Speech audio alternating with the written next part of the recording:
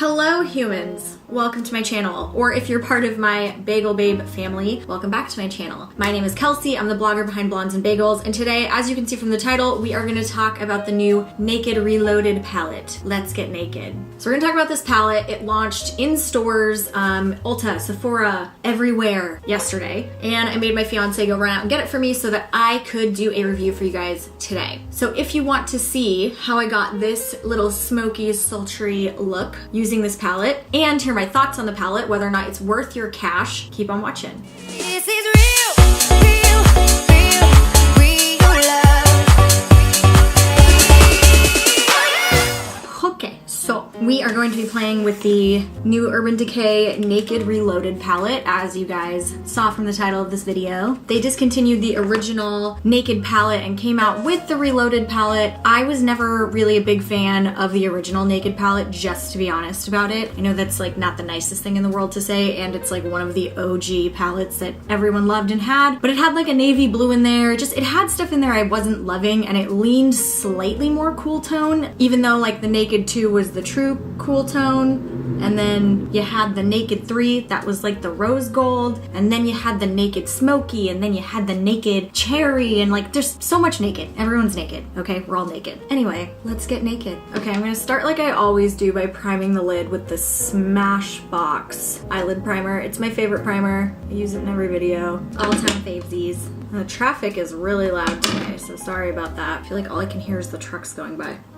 All right, moment of truth. Let's pop this bad boy open. Okay, so I'll be honest that I took it out of the box last night just like this, and then when I touched it, I was like, oh, it's like made of satin. I don't know if you guys can see that, but it's like made of a satiny material. And then I think it has like some sort of a flower as the background. You've got that little bit of metallic. You open it up. Ah, there's your palette. It's interesting because it definitely has like a mix of warm and cool tones. So you have like some of your more matte nudes over here, and like you do have some warmth obviously with the shade Retro, even like Endgame. Honestly, like they're really warm to me. So I was surprised that they went this route because it does feel a little bit more warm than neutral. You do have a couple cool tone shades like Angel Fire, Dreamweaver, but it's not quite as like neutral as maybe the original Naked palette was, in my opinion. I like these shades more than the original Naked palette just looking at it, but we'll play with it and get inspired. So I have no idea what I'm gonna do, but I can see that they have put like larger shades of your matte and your shimmer on the sides, which I think is really useful. I'm gonna go in with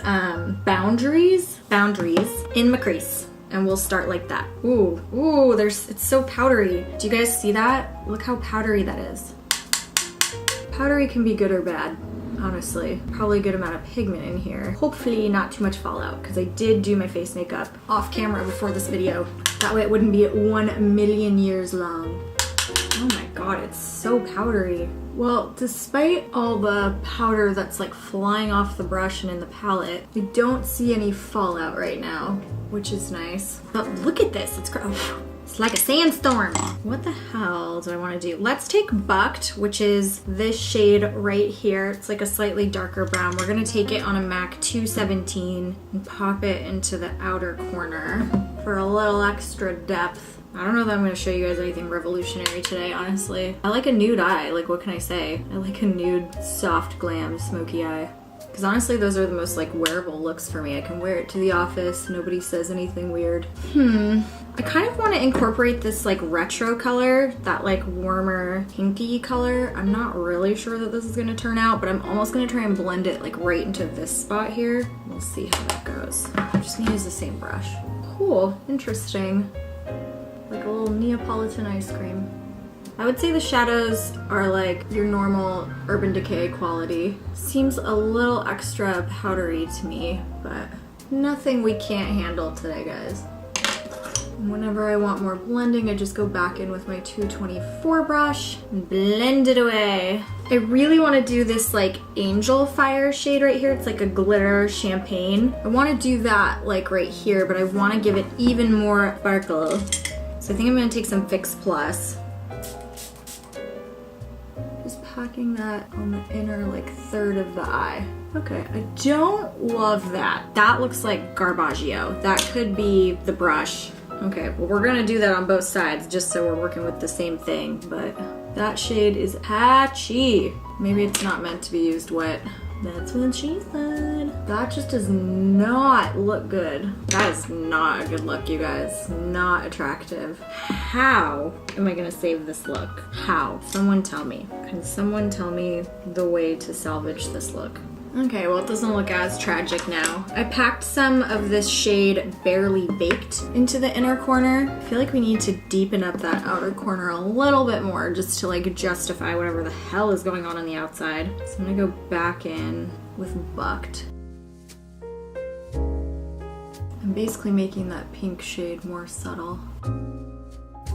You know, this is gonna be an unpopular opinion, but I think I'm just not a fan of Urban Decay sparkle shadows. Like, I just don't like them. I don't feel like this gives me any of the sparkle that I want. I like their matte shades, but like they're all like this micro glitter. I don't know if you can see that in some of these, but it's like a micro glitter versus like, let's find a glitter that I enjoy. Hold please. Hold please. Yeah, I don't know how to describe it to you guys, but I just don't love the way this is the Urban Decay one, and it just looks more like, it looks more like a liquid metal versus when you use like another shade from like Tarte or Too Faced, like this one, where it feels softer, it feels more like a sheen, and that's what I want out of a glitter. I don't want it to feel like a liquid metal. That's just a personal preference. But yeah, I think I'm just not a fan of their glitter shades because I'm looking in the mirror right now and I hate the inner corner of this eye. Hate it! But overall, I like the colors of this palette. So there's that. Let's give a little jazz under the eye. So powdery. Okay, it's coming together, We're gonna take a little bit of like the darkest shade in the palette. It's called Endgame. It's like a dark brown. Packing that on the lower corner of the outer lash line. I just wish I had a little more sparkle in my inner corner, but I know there's nothing I can do about that. Maybe I'll take a pencil brush and we'll go back into Angel Fire, which is that one that like threw off the whole look in the first place, but maybe just popping that directly into the inner corner. It's growing on me. The whole thing is growing on me. Do I have an Urban Decay eyeliner? I think I do. I'm gonna take the Urban Decay 24/7 eye pencil in Whiskey, and I'm gonna smudge that like on the outer third of my eye right here, just to keep it like really romantic. Just to keep it like very smoky and soft. And I wanna keep the eye looking open, so I'm only gonna do the outer third. Going back into Endgame, the deeper shadow, the deeper brown color in the palette, and smudging over that liner to create some extra smoke. Are you even really a YouTuber if your battery doesn't die mid-filming? I don't think so. Okay, hopefully you can see me okay now, but yeah, my battery died. So I had applied some liner right here, smudged it out. Honestly, I think I'm probably just gonna like fix plus and do some mascara and come back and tell you what I think. Whew.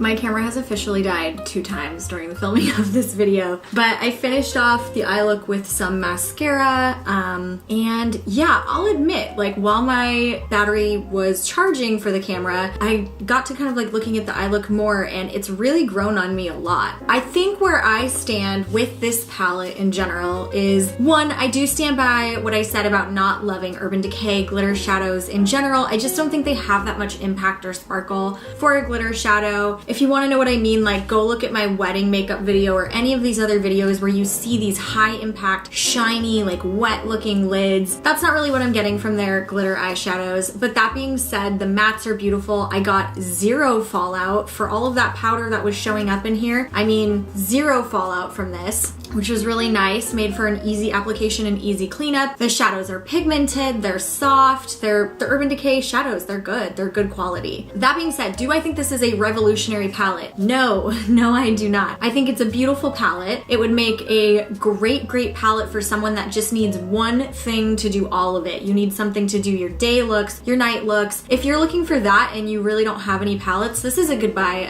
It's probably in the $50 range, somewhere like that. They got rid of the brush that some of their palettes come with, thank goodness. I was never a fan of that. So I'm glad they did that. I think it's a solid palette. But if you're like me and you own tons of palettes already, I don't know that you need this in your collection.